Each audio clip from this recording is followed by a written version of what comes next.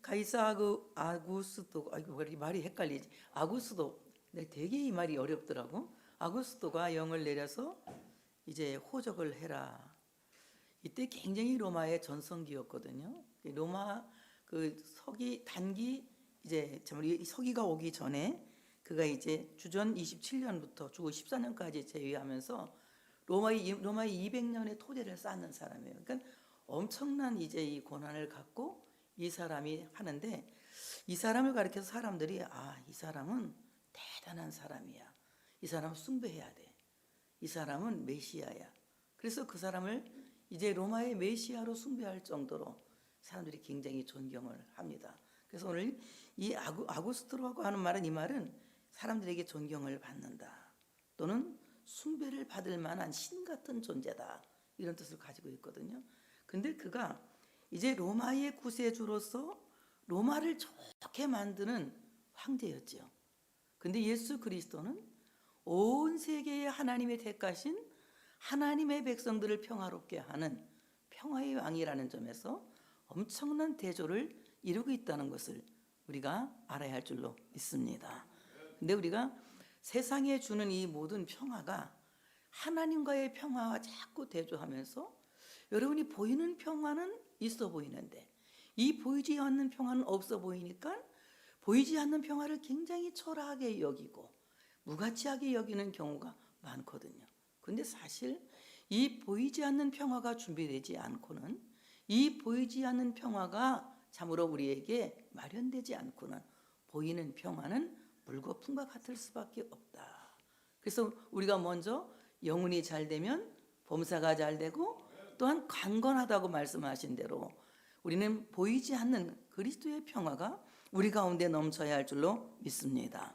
그래서 오늘 로마 시대의 황제는 메시아였어요. 늘 우리 김명원 목사님이 저녁 예배 때마다 여러분에게 말하더만요. 그 황제가 말하는 칙령은 유한겔리온, 복음이다. 그들은 복음으로 알고 있는데 예수 그리스도를 구주라고 말하니까, 그리스도의 복음을 자랑하니까 반역자가 되는 것이고 가이사를 반대하는 사람들이 되는 거란 말이에요. 그러니까 굉장한 박해가 심했다는 얘기죠. 이렇게 가이사는 어떻게 로마의 평화를 갖고 왔느냐. 오늘 그가 팍스 로마나, 이것은 로마의 평화라는 뜻이거든요. 이 로마의 평화를 어떻게 갖고 왔느냐. 인구조사를 하는데 그 인구조사를 하는 목적이, 민수기의 인구조사는 왜 그래요? 하나님이 하나님의 백성들을 계수하시고 알아봐 주시고 인정해 주시고, 그리고 그들을 기억해 주시고, 그들 하나하나를 하나님의 숫자로 기억하시고 하나님의 백성으로 기억하셔서 그들의 이름을 생명록에 넣기를 원하는 하나님의 큰 사랑이 민수기에 담겨져 있거든요. 그런데 오늘 이 가이사의 민수기는 그렇지가 않은 거예요. 가이사의 민수기는 어떻게 사람의 숫자가 많아서 저 한 사람 머릿수마다 세금을 매길까? 어떻게 하면 세금을 매길까? 그래서 많은 사람에게 세금을 걷어서 로마를 부자로 만들고, 이 로마의 권력을 이제 황제에게 다 모아서 황제가 구세주가 되는 세상의 이단이 되는 거죠. 마찬가지로 우리가 참으로 하나님께로부터 오는 평화가 아니라면 이 평화는 결코 완전한 평화가 될 수가 없어요. 오늘 이 가이사는 인구조사를 내서 사람에게 세금을 걷어서 나라를 부강하게 만들고, 그리고 그가 큰 부를 축적함으로 말미암아 사람들에게 추앙받고, 그리고 모든 사람에게 존경받는, 그야말로 황금만능 시대를 열어가는 이런 꿈을 갖고 로마를 세운 거예요. 그리고 많은 군사들을 세워서 더 참으로 이 군사들을 열심히 훈련시켜서 나라의 국력을 더 완벽하게 하자는 이런 뜻을 갖고 있었지만, 거기에 유명한 네로 황제 알고 있죠? 거기서 다 뻗어 나온 것들이에요. 근데 보세요. 우리 장로님 우리한테 저녁에 이제 또 그 내년에도 많이 해주실 건데 얘기해 주셨잖아요. 로마 지금 망했어요? 아니면 지금도 여전히 잘 되고 있어요? 예? 망했죠. 200년 살았어. 200년 부귀영화를 누렸어. 그러니까 세상의 구세주는 우리에게 길게 줘야 200년의 영화다. 200년의 영화지만 우리의 구세주 예수 그리스도, 세상에 오실 메시아는 우리에게 영원한 안식을 주는 것이고 영원한 평화를 주시는 것이고 영원한 복을 주시는 분이시다. 오늘 이 구세주를 기다리는 대림절에 여러분들이 나와서 하나님께 예배를 드리고 오늘 우리 찬양대는 그 하나님께 엎드려 경배하자고, 엎드려 절하자고 오늘 찬양 드렸잖아요. 그럼 엎드려 경배하자는 말이 뭐예요? 요즘은 애들이 산타클로스 그 사진을 하나 찍어놓고 앞에 가서 막 기도를 하는데, 산타클로스 할아버지 저 마음 착하게 살 테니까 크리스마스 날 선물 주세요, 막 이렇게 기도를 한다 그러더라고요. 상당한 우상 숭배가, 산타클로스 할아버지가 또 우상이 됐다는 말을 최근에 들은 말이거든요. 그 우상 가서 이렇게 막 기도를 하고 그런다고 그러더라고요. 그런데 정말 예수 그리스도는 우리에게 완벽한 평화를 주기 위하여서, 완전한 복을 주시기 위하여서 이 땅에 우리에게 오신 분이에요.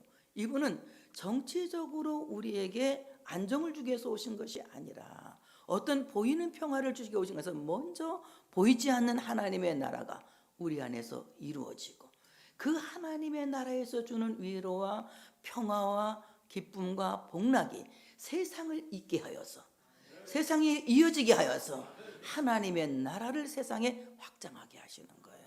우리가 이 예수님을 지금 기다리고 있는 거예요. 산타클로스 할아버지를 기다리고, 산타클로스 할아버지는 성경에 있지도 않는데 왜 산타클로스 할아버지가 나오는지는 모르겠지만 우리는 산타클로스 할아버지를 기다리고 있는 게 아니라 오실 예수님을 기다리고 있고, 이미 우리는 오실 예수님을 만난 우리 모두들은 다시 오실 예수님을 지금 기다리고 있다고 하는 사실을 믿으시기를 축복합니다. 그래서 오늘 이 가이사의 권력이라고 하는 것이 어마어마했어요. 예수님께서 오셔서 이제 복음을 전하니까 가만히 보니까 사람들이 예수님을 왕처럼 추앙하거든요. 그러니까 이 바리새인들이, 야, 저기 진짜 이단 하나가 나와가지고 자꾸 하나님 이름을 모독하고 참으로 이제 신성 모독을 하고 있구나. 시험을 한번 해봐야 되겠다. 이제 로마 돈을 하나 가지고 와서 보여줍니다. 자, 가이사에게 세금을 바치는 것이 옳습니까? 옳지 않습니까? 이걸 물어보는 거예요. 그때 이게 분명히 이단 임금님이면 분명히 이런 얘기할 거야. 가이사에게 세금 바치지 말고 하나님께 헌금해, 막 이렇게 이제 할 줄 알고 이제 갖고 와서 이 얘기를 하거든요. 그러니까 뭐라고 말하냐? 그 동전 가지고 와봐라. 여기 누구 화상이 있느냐? 가이사의 화상이 있습니다. 가이사의 것은 가이사에게, 하나님의 것은 하나님에게. 그러니까 가이사에게 바칠 세금을 예수님은 떼먹으라고 가르치지 않거든요. 그리고 하나님의 것은 하나님께 드릴 것을 가르치고 있는 거예요. 그런데 여러분, 가이사의 것은 가이사가 정해준 세금의 법칙에 따라서 가이사에게 세금을 바쳐야 하고, 하나님의 것은 성전의 세겔로 하나님께 드려야 되거든요. 이 세겔이라고 하는 것은 돈의 액수가 아니에요. 이것은 무게입니다. 무게인데 성전에서 정해주는 무게를 성전 세겔이라고 말하는 거예요. 그러니까 이 성전 세겔은 성전에서 정해주는 것이 법인 거예요. 그러니까 우리가 말하는 뭐 1원, 2원, 10원, 100원, 1000원, 만원 이런 원 단위가 아니라 하나님께 드리는 참으로 이 봉헌의 단위는 무게라는 거예요. 그래서 우리가 하나님 앞에 드릴 때에는 하나님의 무게를 내가 알아야 되는 거예요. 그래서 하나님의 무게는 카바드, 영광이라고 하는 무게거든. 이 영광이라고 하는 이 카바드라고 하는 무게는 측량할 수 없는 무게예요. 측량할 수 없어. 그래서 그 무게가 하늘보다 높고 바다보다 깊고 우주보다 넓어서 그 깊이와 넓이와 높이를 인간은 감히 측량할 수가 없다는 거예요. 그래서 우리가 하나님께 내 삶을 봉헌한다, 내 일생을 봉헌한다, 내 자신을 봉헌한다고 하는 것은 하나님의 무게를 아는 사람들이 내가 가장 가치 있게 여기는 무게를 하나님께 드리는 거예요. 그 무게가 하나님 앞에서 달렸을 때에, 인정이 될 때에 이제 여러분은 하나님께서 기뻐하는 귀한 사람들이 될 수가 있다는 겁니다. 이게 하나님의 저울에 달려서 그것이 미달이 되는 경우는 하나님께 인정받지 못한다는 거예요. 그래서 우리가 하나님께 참으로 인정받는 사람이라고 하는 것은 하나님의 저울에 달려서 내가 이제야 나를 경외하는 줄 알았다, 이렇게 이제 말하는 겁니다. 보세요. 이제 아브라함이 이삭을 하나님께 바쳤을 때에 하나님이 그 이삭을 바치는 아브라함의 믿음의 무게를 보신 거예요. 그렇죠? 믿음의 무게를 보신 거예요. 그 믿음의 무게를 보시고 뭐라고 말씀하세요? 내가 이제야, 내가 지금에서야, 내가 비로소 네가 나를 경외하는 줄을 알았다. 이렇게 말씀하시는 거예요. 그러니까 하나님 앞에서 우리가 내 삶을 봉헌한다고 하는 것은, 내 삶을 드린다고 하는 것은 내 삶의 무게가 하나님 앞에 인정될 만큼의 무게가 되어줘야 된다는 거예요.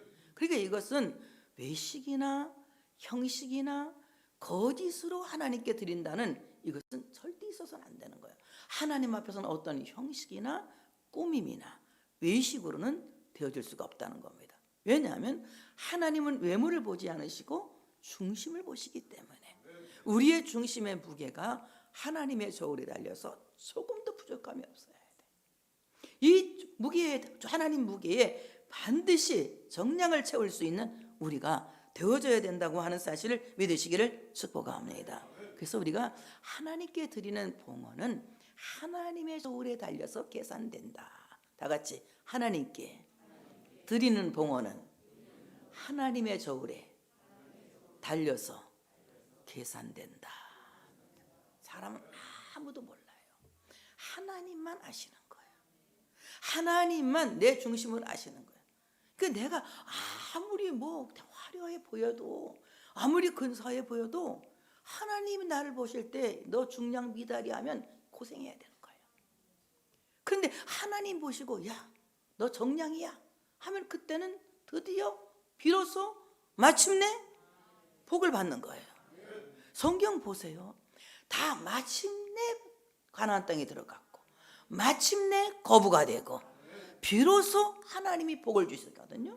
이것은 하나님의 저울에 정량이 되었다는 거예요. 하나님의 저울에 정량이 되지 않는 사람은 절대로 될 수가 없는 거예요. 저도 늘 미달이야.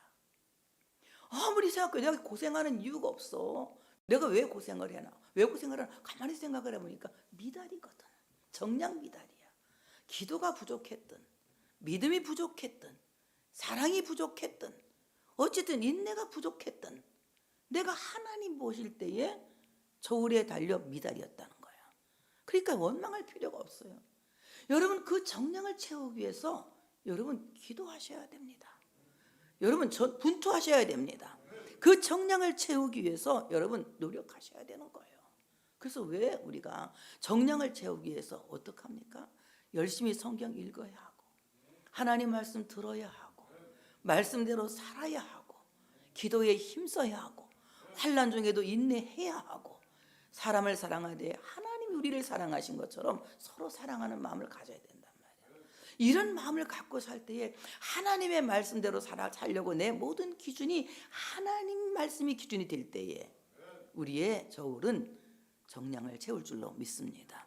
대림절에 주님을 기다리는 우리 모두가 하나님의 저울에서 정량이 되었으면 좋겠다는 생각이 들어갑니다. 메네 데겔 우바르신 맞나? 기억나? 맞아? 네. 하나님의 저울에 달려 내가 부족함이 보였다 이 말이거든.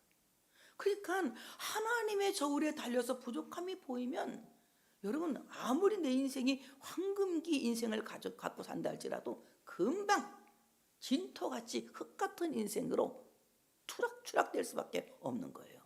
여러분 인생이 멋진 인생을 계속 지속하기를 원한다면 여러분 하나님의 저울에 정량이 되시기를 바랍니다. 메네 데겔 우바르신 이걸 여러분 이제 2025년 가기 전에 생각해 보세요. 여러분 하나님의 저울에 여러분 한번 달아보세요. 내가 지금 참된 믿음을 갖고 있는지, 참으로 하나님 중심인지, 그리고 참으로 예수의 이름으로 교회를 사랑하는지 여러분 자신을 한번 잘 살피시고 성찰하면서 2025년들을 보내고 2026년 새해를 맞이할 수 있는 여러분 되시기를 축원합니다.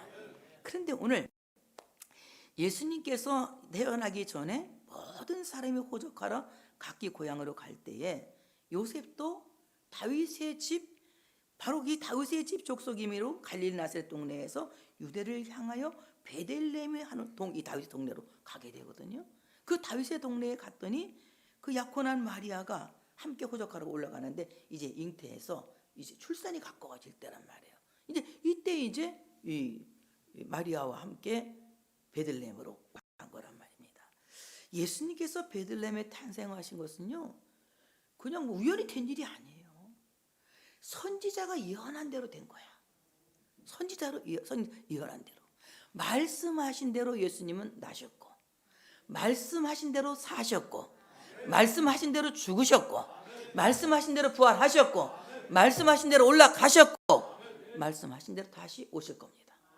그러니까 하나님, 예수님은 처음부터 말씀하신 대로 나셨고, 말씀하신 대로 사셨고, 말씀하신 대로 죽으셨고, 말씀하신 대로 부활하셨고, 말씀하신 대로 승천하셨고, 말씀하신 대로 다시 오신다. 그래서 예수님을 가리켜서 뭐라고 말해요? 말씀이신 하나님이라고 그러죠. 예수 그리스도는 말씀이다. 왜냐하면 그분 자체가 말씀대로 행하셨기 때문에, 모든 것이 말씀대로 되었기 때문에. 그러니까 이 마리아가 잉태를 하고 뭐라고 합니까? 내가 사내를 알지 못하는 동정녀인데 어떻게 이런 일이 있을 수가 있겠나이까? 그러니까 뭐라고 말합니까? 야, 사람은 알 수 없지만 하나님은 능치 못함이 없다 그러잖아요. 그러니까 대저히 하나님의 말씀이 내게 이루어지이다. 이 말이 무슨 말입니까? 하나님의 말씀이 내게 아멘입니다. 이 말이거든요. 하나님의 말씀이 내게 아멘입니다. 그대로 이루어져서 예수님은 말씀대로 탄생하신 거예요. 동정녀, 여자의 후손으로 탄생하신 거예요. 그리고 예수님은 말씀대로 죽으셨고, 말씀대로 부활하셨고, 승천하셨고, 다시 오신단 말이에요. 그래서 예수님 그분 자체가 말씀이라고 하는 것입니다. 오늘 이 베들레헴이라고 하는 곳은요, 예루살렘에서 남서쪽으로 10km 떨어진 곳에 있다고 하더라고. 이제 안 가봤으니까 책만 보고 이렇게 내가 자꾸 얘기를 하는 거야. 이게 10km 떨어지니까 한 25리 정도 이렇게 떨어진 곳에 있는 거예요. 이게 25km 또 25리 정도 떨어진 곳에 있는데, 이 베들레헴이라고 하는 해발 700m에서 이 800m의 산악이라고 하더라고요. 그러니까 제가 이제 나물 뜯으러 가는 그 서해에 있는 섭빛골 같은 동네야. 그만큼 높은 산이야. 섭빛골 장로님 그 정도로. 거기 대암산은 1600이니까 이 700에서 800 이런 고지에 있는 이런 베들레헴이 산악지대에 있는 거예요. 그러니까 여러분, 임산부를 데리고 베들레헴으로 올라가는 길이 쉬운 길일까요? 힘든 길일까요? 힘든 길이에요. 예수님께서 이 세상에 오실 때에는 하나님의 나라의 보좌, 그리고 그의 영광, 그의 권위 다 하나님 보좌 우편에 두고 세상에 가장 낮고 천한 인간의 모습을 입고 세상에 오신 거예요. 마치 베들레헴으로 올라가는 것이 힘든 것처럼 하나님께서 모든 영광을 그곳에 두시고 세상에 사람의 옷을 입고 사람의 몸을 입고 세상에 예수님이 오신 거예요. 예수님 본래 하나님이시거든요. 본래 하나님이세요. 하나님과 동등하신 분이고 하나님의 본체예요. 본래 하나님이신 예수님이 하나님의 아들이라고 하는 성자의 이름으로 인간의 몸을 입으시고 세상에 오셨어요. 그것은 왜 그럴까요? 왜 예수님이 인간의 옷을 입고 세상에 오셨을까요? 인간은 아무도 인간을 구원할 만한 구세주가 없었다는 거예요. 당시 로마의 가이사 아구스토가 있었지만 그는 진짜 구세주가 아니라니까. 로마의 구세주 가이사 아구스토는 진짜 구세주가 아니라고. 가짜 짝퉁이야. 그러니까 예수님 나보다 먼저 온 자는 다 절도요, 강도다. 그러니까 가이사 아구스토는 뭐야?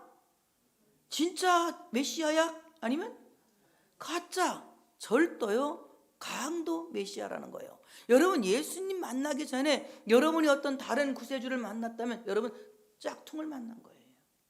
예수님이 진짜 구세주고 예수님이 완벽한 구세주고 예수님을 만나야 완벽한 구원에 이룰 수 있다고 하는 사실을 믿으시기를 축복합니다. 그래서 예수님이 사람의 몸을 입고 이 땅에 오신 것은 인간은 인간을 아무도 구원할 자격이 없기 때문에 하나님이신 예수님이 이제 여자의 후손으로 남자와 결혼한 여기 유부녀에게서 태어난 것이 아니라 전혀 남자를 알지 못하는 동정녀에게 성령으로 잉태되어 이 땅에 인간의 몸을 입고 오셔서 참으로 인간을 위해서 대신 죄를 뒤집어 쓰시고 대신 병을 짊어지시고 대신 가난을 짊어지시고 우리의 모든 가난을 해결해 주시고 우리의 병을 고쳐주시고 우리의 죄를 완벽하게 용서하셔서 하나님의 나라에 들어갈 수 있는 구원을 베푸신 구세주다.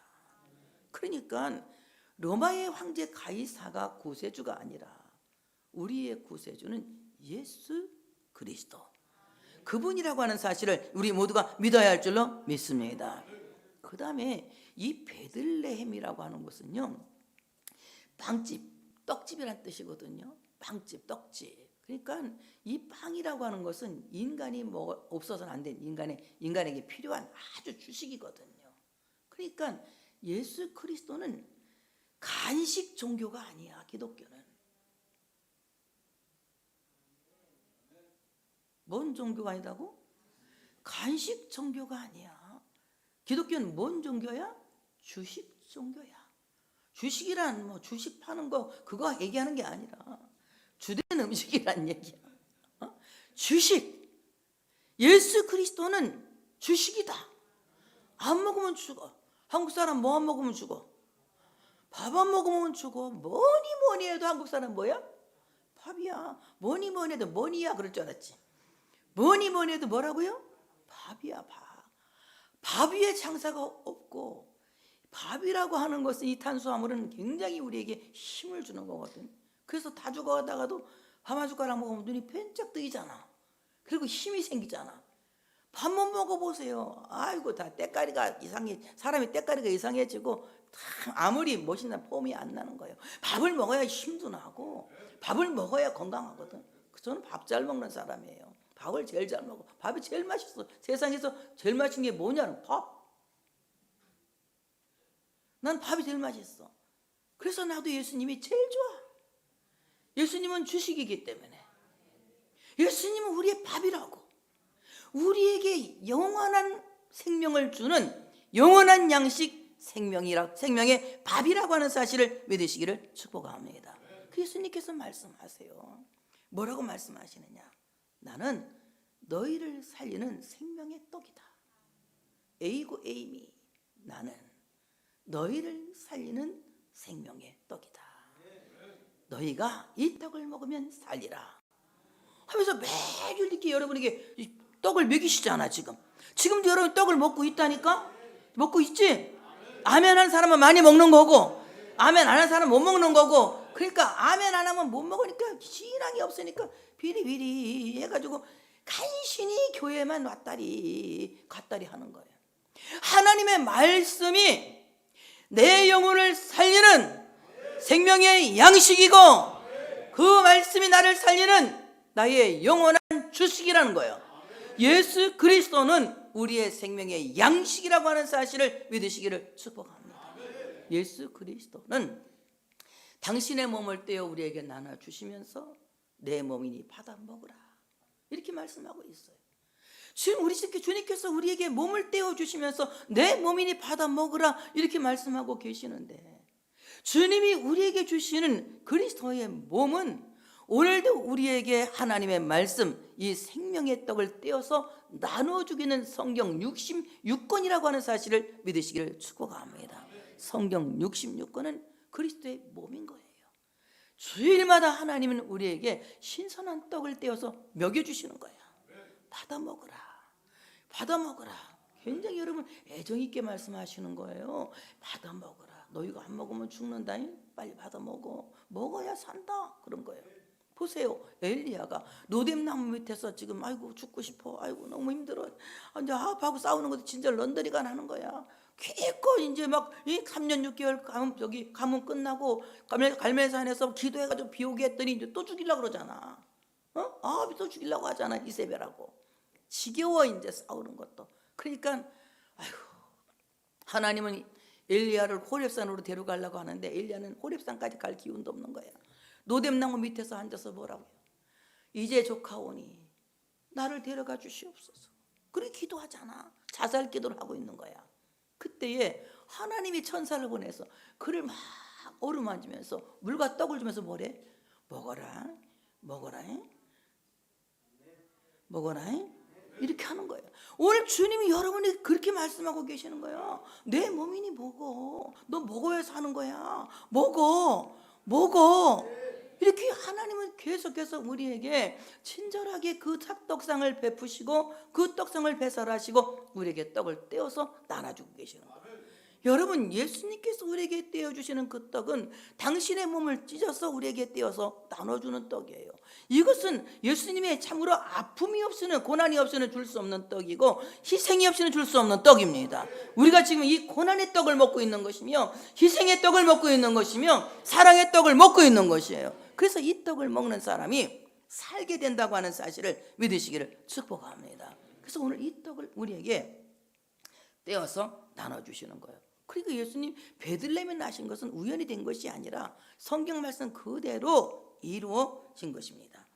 자, 이 다윗의 동네, 다윗 이 말, 다윗은 무슨 말이냐? 제발 이번에 우리 명기 결혼할 때 가서 다준이를 만났거든. 내가 다준이 이름을 줘줬거든. 다윗같이 준수하게 커라. 왜냐하면 걔네 아빠가 백시라 이름 짓기가 엄청 힘들더라고. 백시라 이거 어떻게 이름을 줘야 될지. 에이, 백다준 멋있지?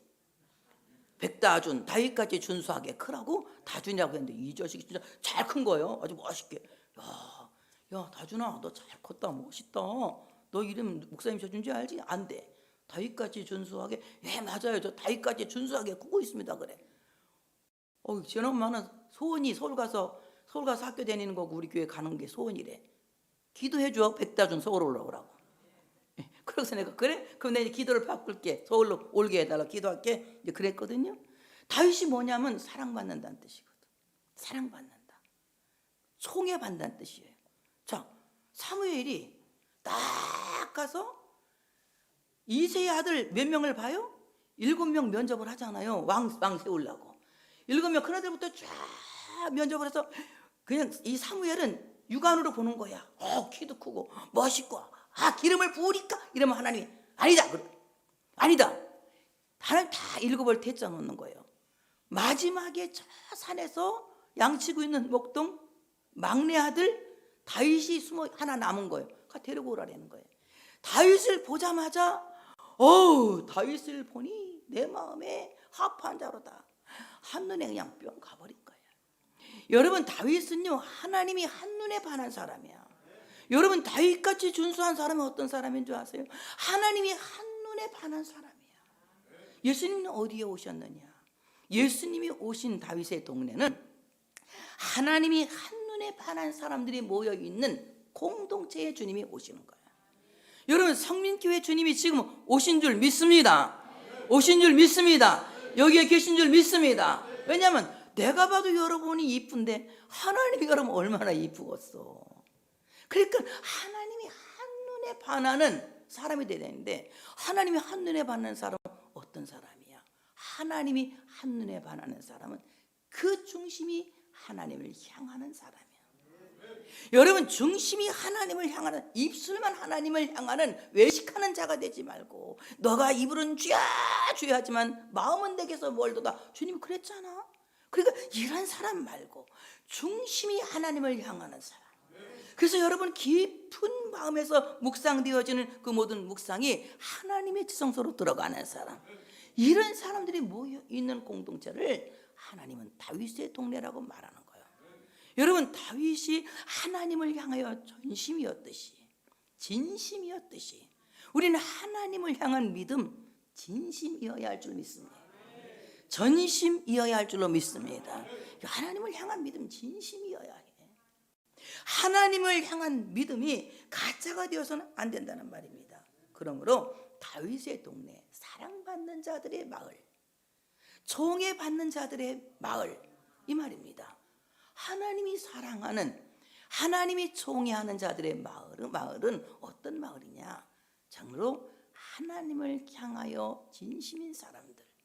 이런 사람들은 하나님이 세상에 보내신 예수 그리스도를 하나님의 아들로 알고 믿고 그리고 그분을 영접하는 사람들이라고 하는 사실을 믿으시기를 축복합니다.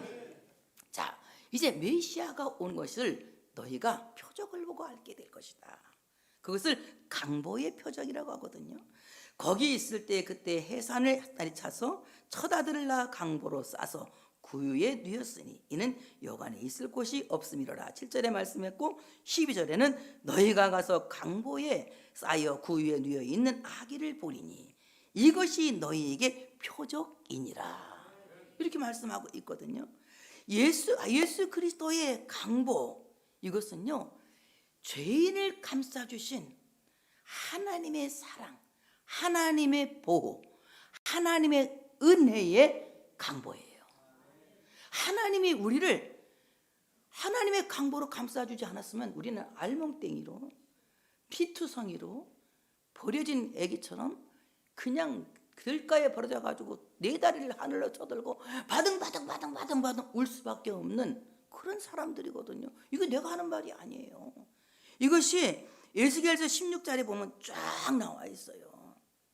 내가 네 곁으로 지나갈 때에 내가 피투성이가 되어 발짓하는 것을 보고, 그러니까 주님이 딱 보니까 이스라엘이 피투성이 되어서 막 그냥 네 발을 두고 발짓을 하는 거야. 왜? 애기가 태어났는데 강보로 싸지 않고 탯줄도 자르지 않고 내다 버린 거야. 그러니까 이 핏덩어리가 막 네 다리를 들고 막 오는데 그것이 이스라엘의 모습이라는 거예요. 예수 그리스도를 만나기 전에 우리의 모습은 다 그 모습인 거예요. 마치 배꼽도 자르지 않은 그 핏덩이가 길가에 버려져서 들가에 버려져서 이 아이가 막 네 발을 들고 막 그냥 바등바등 막 그 핏덩어리가 울고 있는 모습을 하나님 보시고 뭐라고 하시냐면 너 살아야 한다. 너 살아야 한다. 너 살아야 한다. 너 살아라. 너 살아라. 이렇게 말씀하시는 거야. 너 살아라. 너 살아라. 이렇게 말씀하시면 돼. 이 아이가 들에 버려진 채로 그냥 자라는 거야. 야생마처럼 자라는 거야. 자라는데 다 그냥 뭐 풀처럼 막 그냥 막 자라서 이 멋있게 생기기는 했지만 뻘거벗은 알몸이란 말이야. 어디를 내놔도 자신 있게 내놓을 수는 품목이 못 돼. 왜? 뻘거벗었는데 어떻게 어디 가서 내놓을 수가 있어? 내놓을 수 이상 보면 안 되잖아. 인간은 죄를 졌기 때문에 다 옷을 입어야 돼. 그러니까 옷 안 입고 사는 사람들은 원신이 빼고는 이상한 거야. 다 옷 입어야 되는 거야. 이 옷을 입어야 되는데 알몸인 채로 이 그냥 막 뻘거벗고 있으니 내놓을 수가 없는 거예요. 하나님께서 이 알몸땡이 참으로 홀랑벗은 이 이스라엘에게 하나님께서 옷을 입혀 주시는 거예요. 그래서 오늘 뭐라고 하냐면 내가 네 곁으로 지나며 보니 네 때가 사랑을 할 만한 때라. 내 옷으로 너를 덮어 벌거벗은 것을 가리고 네게 맹세하여 언약하여 너를 내게 속하게 하였느니라. 나 주 여호와의 말이니라. 이렇게 에스겔 16장 8절에 말씀하고 있어요. 그래서 이 강보라고 하는 것은 벌거벗은 알몸땡이 된 죄인에게 바로 그 죄와 모든 수치를 가려주기 위해서 입혀주시는 그리스도의 옷이다. 예수 그리스도는 그 강보로 우리 모두의 알몸을 덮어주셔서 우리의 수치를, 우리의 부끄러움을 다 가려주시고 부끄러운 자로서 하나님 앞에 서는 것이 아니라 용서받은 죄인으로서 하나님께 서게 하시고 은혜 받은 죄인으로서 하나님께 서게 하시는 이런 놀라운 은혜를 우리에게 허락하신다고 하는 사실을 믿으시기를 축복합니다. 과거에는 강보에 쌓이지 않고 핏덩어리로 버림받아서 정말 이건 누구의 도기에도 환영받지 못하는 그야말로 핏덩어리 불행한 인간이었지만 오늘 이 인간이 강보에 쌓임으로 말미암아 이제 환영받는 사람이 된 거예요. 여러분 예수 그리스도의 강보에 쌓이면 하나님 나라에서 여러분을 환영한다니까. 그래서 의인 99보다 한 사람 죄인이 회개할 때에 하나님 나라에서 잔치를 하거든. 그러니까 의롭다고 자랑하는 99의 죄인보다 예수 그리스도의 강보에 쌓여 용서받은 죄인 하나가 하나님께 돌아오면 하나님 나라에서는 잔치를 베푸는 거거든. 그러니까 우리가 예수 그리스도의 강보에 쌓이면 하나님 나라에서 환영받는 존재가 되는 거예요. 왜 그러냐면 고대 중동 지역에서는 반갑지 않은 아기가 태어나면 강보에 싸지 않고 아까 얘기한 대로 핏덩어리 갖다 버려버린대. 들짐승에 밥이 되게 그냥 버려버린다는 거야. 그런데 아기가 환영받는 아기가 태어나면 강보를 엄마가 잘 만들어가지고 이 아이를 환영해서 그냥 잘 키우는 거거든요. 마찬가지로 우리가 그리스도를 알기 전에는 하나님 나라에서 환영받지 못할 내침을 받을 수밖에 없는, 버림받을 수밖에 없는 죄인들이었어요. 나는 너를 도무지 모른다. 바깥 어두운 데로 쫓겨나서 슬피 울며 이를 갈 수밖에 없는 죄인들이었지만 예수 그리스도를 믿음으로 말미암아 우리가 그 은혜를 힘입어서, 그 의로움을 힘입어서, 그 의를 전가받아서 하나님 보좌 앞에 나가 하나님을 아버지라 부를 수 있게 되었고, 하나님 나라의 가족이 되었고, 그 나라의 시민이 되었고, 그 나라의 권속이 되었단 말이야. 그러니까 이제 참으로 우리 용서받은 사람으로서 하나님이 환영하시는 사람이 된 거예요.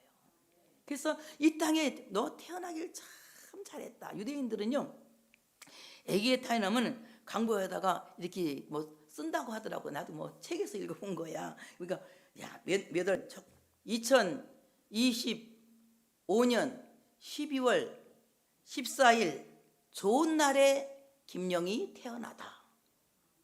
좋은 날에 너 태어난 거 참 좋은 날이야. 네가 태어난 건 참 좋은 일이야. 이렇게 이제 하는 거야. 이게 환영받는 애기들. 너 정말 태어나길 잘했어. 당신은 사랑받기 위해 태어난 사람. 우리 불러주잖아 이렇게.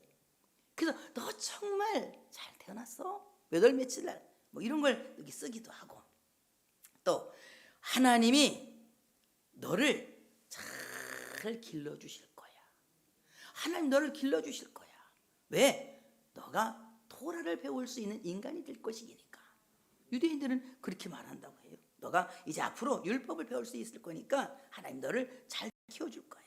너 앞으로 결혼하게 될 거니까. 어제 결혼했잖아. 지난주도 결혼하고. 우리 계속 결혼하니까 얼마나 행복해. 맛있는 것도 신나게 먹고. 일단 맛있는 거 먹어서 좋아. 결혼식장 가면 맛있는 거 먹지? 계속 결혼하고. 너 결혼할 거야. 이제 하나님이 자식이 딱 태어나면 얘 결혼할 거니까 굉장히 기대하시는 거야. 그리고 결혼 안 한다는 생각은 하면 나쁜 생각이야. 결혼해야 하나님이 좋아해. 그래서 결혼한다. 그리고 너 앞으로 선한 일, 하나님의 일, 좋은 일 많이 할 거야.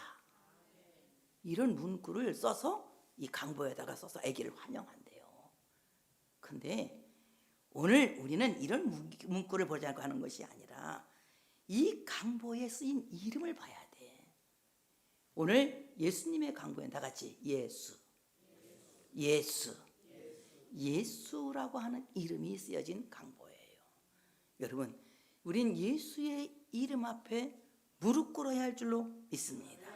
그 예수의 이름을 온전히 믿을 수 있는 우리가 배워야 할 줄로 믿습니다. 그래서 오늘 예수의 이름을 새긴 그 강보에 싸가지고 구유에 담궜단 말이에요. 이 구유는 밥통이잖아요. 말밥통. 그리고 사람들이 말밥통, 짐승 같은 인간에게 생명의 밥으로 오신 예수 그리스도 막 이렇게 해석하는, 나도 거기 동의해요. 맞아요. 생명의 떡으로 오신 예수 그리스도, 생명의 밥으로 오신 예수 그리스도 맞아요. 그런데 마틴 루터는 이 구유를 가리켜서 성경이라고 하거든요. 성경은 아기 예수님을 담고 있는 구유와 같다 이렇게 말하고 있거든요. 그러니까 이 성경 66권은, 하나님의 말씀 성경 66권은 예수님을 강보에 쌓인 예수님을 누인 구유란 얘기예요. 그러니까 이 성경을 읽으면 예수님만 보여. 누구만 보여? 예수님만 보여. 성경을 자꾸 읽고 성경을 읽으면 예수님이 보이고, 성경을 배우면 예수님이 믿어지고, 성경대로 살면 예수님과 함께 사는 거예요. 이래서 복을 받는 삶을 살 수밖에 없다는 것입니다. 이것이 표적이다. 이것이 표적이다. 강보에 쌓여 구유에 누인 아기를 보리니 이것이 표적이다. 여러분, 기독교의 표적, 기독교의 기적, 그것은 다른 거 아무것도 없어요. 성경 안에 있는 예수, 성경 안에 있는 예수, 성경 안에 있는 예수 그리스도가 기독교의 기적이라고 하는 사실을 믿으시기를 축복합니다. 이 표적이라고 하는 말은 헬라말 세메이온이라고 하는 말인데, 이 말은 무슨 말이냐? 신호를 보낸다, 신호를 보낸다, 이 말입니다. 이 말이 무엇이냐면 하나님의 사인이란 뜻이에요. 하나님의 사인. 여러분, 성경은 하나님이 계속해서 우리에게 사인을 보내시는 거야. 성경 봐. 너가 들어가도 복을 받을 것이고 나가도 복을 받을 것이고. 누구 사인이야? 하나님의 청신호 사인이야. 가끔 또 때는 너 말 안 들으면 머리통, 머리 꼭대기부터 발뒤꿈치까지 종기가 날 것이며. 무슨 사인이야? 적신호의 사인이야. 별로 적신호는 안 받고 싶어? 그 성경도 떼어가면서 이게 군데군데 표식하고 싶어? 쓴 것이 약이요. 쓴 것이. 그래서 하나님께서 우리에게 성경을 통해서 하나님의 뜻을 사인을 보내시는 거예요. 다른 거 하나님 뜻, 주님 뜻이 무엇입니까? 주님 뜻을 가르쳐 주시옵소서. 꿈에서라도 알려주시고 환상이라도 보게 해주시고. 그거 다 가짜일 수 있어. 근데 진짜 하나님의 사인은 어디에 있다고요? 어디? 아기 예수가 누여있는 구유, 성경 66권, 이 안에 하나님의 사인이 있는 거야. 이 성경을 읽으면 하나님이 계속 우리에게 보내시는 신호를 알 수 있는 거야. 이것을 가르쳐, 다 같이 이것을 가르쳐. 기적이라고 그런다. 기적은 다른 거 없는 거예요. 하나님의 신호를 감지하는 게 기적이야. 여러분, 하나님의 신호를 감지 못하면 불행한 거예요. 복을 준대도 밍숭맹숭, 벌을 준대도 겁도 안 먹고. 이건 정말 불행한 거예요. 벌을 준다면 바짝 긴장해야지. 그리고 어떻게 해야 돼? 머리 조아리고 회개해야지. 복을 준다면 어떻게 해야 돼? 감사해야지.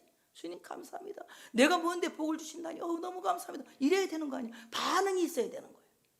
그래서 우리는 하나님의 말씀에 늘 답하는 깨어있는 신자가 되어줘야 된다. 대림절, 예수 그리스도를 기다리는 대림절입니다. 우리는 구유에 누이신 예수 그리스도, 강보에 쌓여 구유에 누이신 예수 그리스도, 그것이 우리의 가장 큰 표적이고 가장 큰 기적이라는 것을 믿으시고, 이 성경 안에서 계시하시고 성경 안에서 보여주시고 성경 안에서 역사하시는 예수 그리스도, 그분을 통해서 우리의 모든 삶이 예수님으로 말미암아 구원되는 역사가 있어지시기를 축복합니다. 하나님께 영광의 박수를 올려드리겠습니다.